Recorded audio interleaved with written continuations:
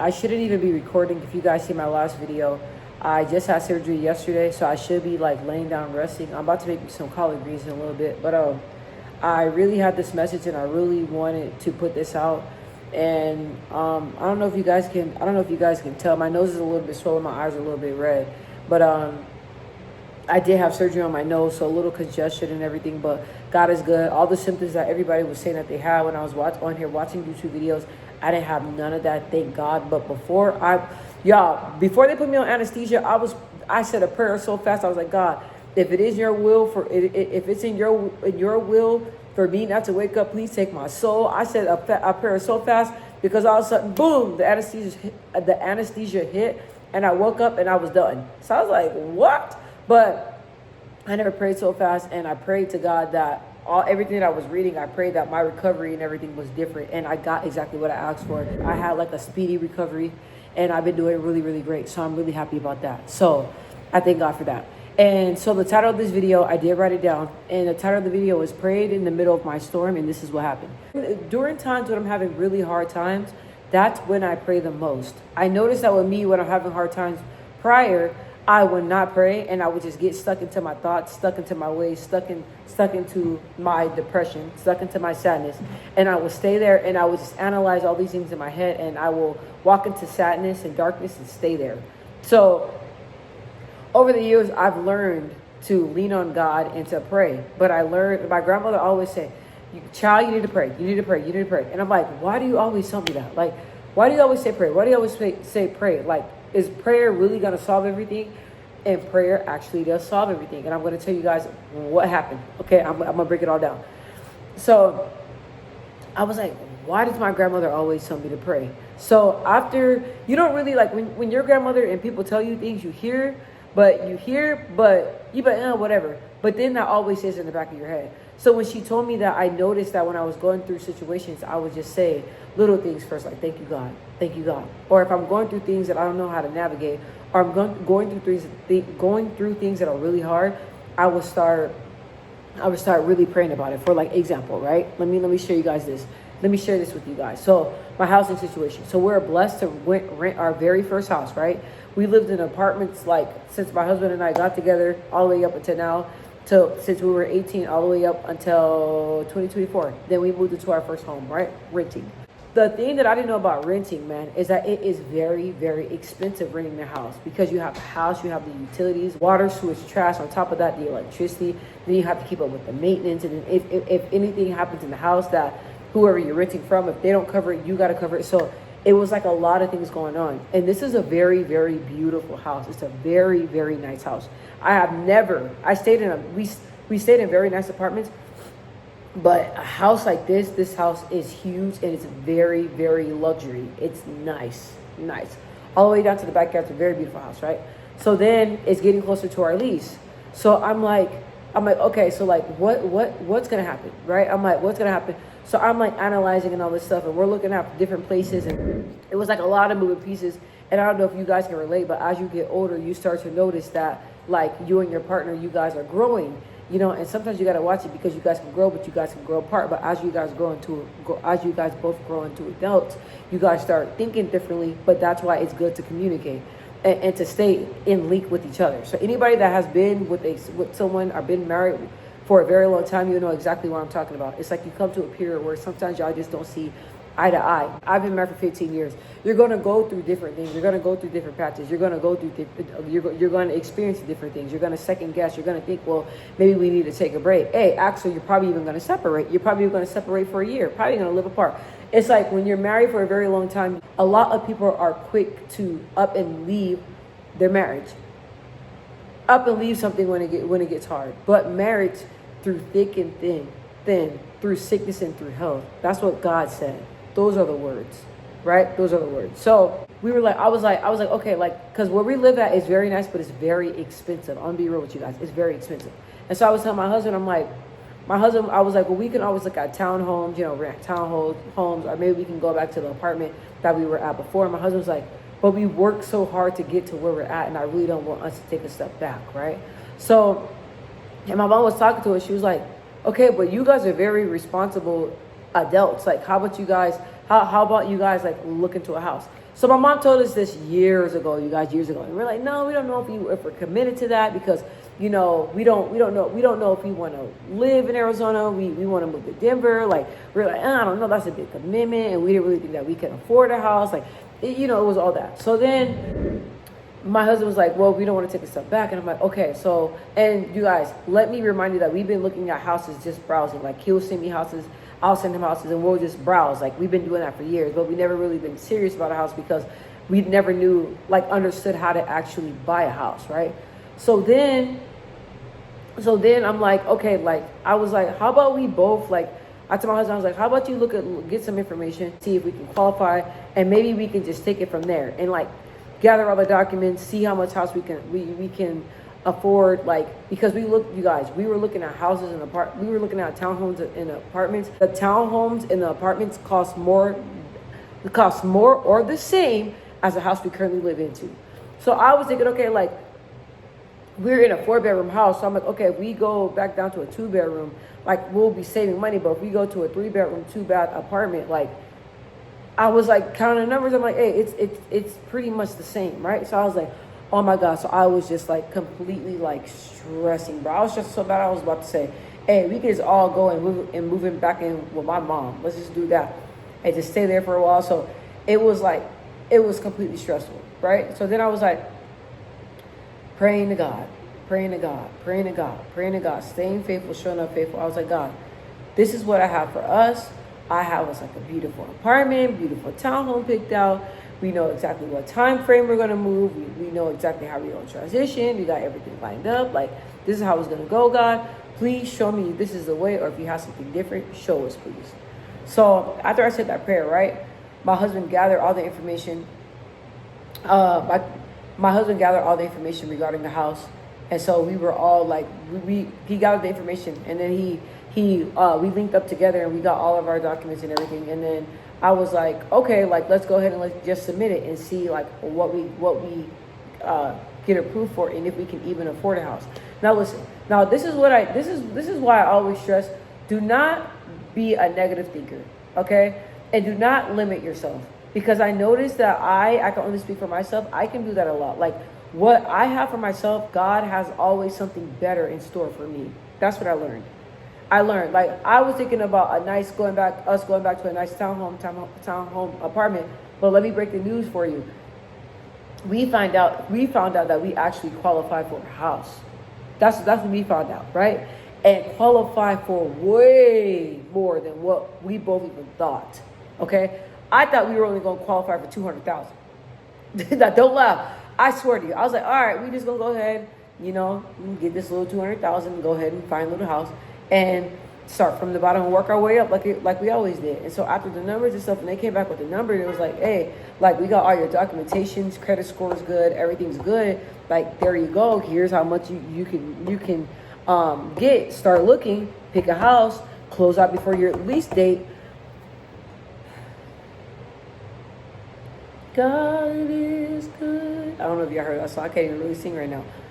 When I heard all that information, it just showed me, I pray to God through all me being unsure what we're going to do after the lease, me being unsure if we're going to renew here again.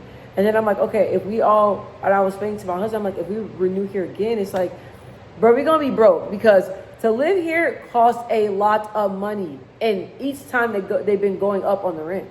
So I was like, we're investing all this money. We might as well invest in something that we love, our house, get equity, like, So, and then I'm like, in the midst of everything, I still kept praying. I still asked God, I'm doing all I can. I know as long as I'm doing all I can. My husband's doing all he can. I know that you will come through. God, this is not making sense. I know I'll get answers. God, I'm not getting answers. I'm frustrated because I'm sitting here in the dark and it feels like nothing's happening. I don't know how to handle the situation. Housing, everything, cost of living, groceries, everything is so expensive. It's very stressful trying to keep up with how this society and everything is now. Back when I was growing up, we had only the Happy Meals were $3. That's what I'm used to. And my mom was like, girl, we're not in the 90s, but that's what I'm used to. So now it's like, everything is so expensive. And then you're trying to do all you can to take care of your family, like all this stuff. It's like, you got to factor everything in. So then I'm like, you know, I overthink a lot. I overthink a lot. And so I'm like, let me not overthink and let me really lean on God and allow God to really put his hand on the situation. And I kept praying and kept asking God multiple times a day. When I wake up, when I'm laying in bed. Then I was like, I even dropped to my knees a few times because I was like, God, let me go drop to these black dark knees one time. So then we found out that we could qualify for a house. And I was like, oh my God. And then when they were telling us like when we can do our close, when they were explaining to my husband and I when can we do when our closing date will be, it just aligns with everything when our lease is up and all that. So let me get to what I'm telling you. What I'm telling you is that no matter what you're going through, no matter what the situation is, no matter if you don't want to pray, no matter, you have to pray. I kept praying and praying and praying and asking God to give us the answers, asking God to make a miracle happen, asking God to take my worry away and allow him to figure it out. I did all that, you guys, and we found out that we qualify for a house and qualify for an amount that is above what I ever thought of. And it's like, I was just thinking, okay, we're going to go to a townhome. You know, we're still working on getting our degrees and stuff like that, and later on getting a house. Not knowing that we were already in the position, because that's limited thinking. You know what I mean? Like, it's like sometimes we get so used to our environment, we get so comfortable in what we're in, but sometimes we don't want to strive and see what's on the other side, what God really has for us, you know? And I noticed that with me leaning on God and just allowing God to move in our lives, and my husband doing the same exact thing, we're making steps, strides, and we're doing everything that we can to make sure, you know, our kids, our family, and everybody has a safe and stable and beautiful environment. Beautiful environment. And when I look over my life, even when I was walking around here with no GED, I still prayed. Even when I was walking around here with no high school diploma, I still prayed. Even when I was walking around here working dead-end jobs, you know, the jobs I was working, and even when I was working little restaurant jobs and just there feeling like I was out of place. I thought that was all. I was like, okay, like, how the heck I got here. I don't know how I got here, God, but this is not the place for me. No disrespect to anybody that works in fast food business. Fast food business pays the bills, and I made some great friends in the fast food business. So I'm not downing anybody. I'm just saying that I knew that God had more for me. So I started striving even though I was scared. I started facing my fears even though I was scared. I started applying for jobs that I know I didn't have the qualifications for, but I kept doing that in the midst of praying and asking God and allowing God to guide my steps. That's what I did. My husband and I, we never thought that we would be able to afford a house. But I was talking to him today and I'm like, look, we worked our asses off to get to where we're at.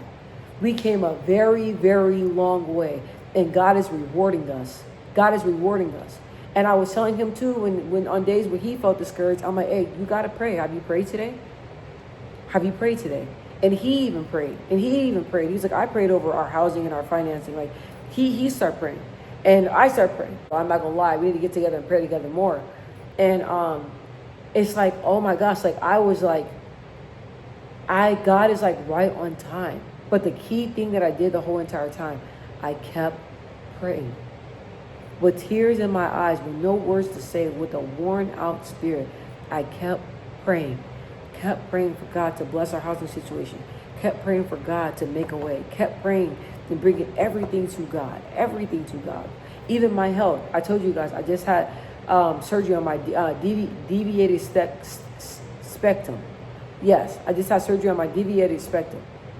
And I never thought a day that I would sit here and feel alert. I never felt alert because I told you guys I could not breathe out of my nose. I had a lot of different allergies, a lot of different things going on. And I could not breathe out of my nose. And I did not know what it felt like not to be foggy. I felt foggy for the past 5 years of my life.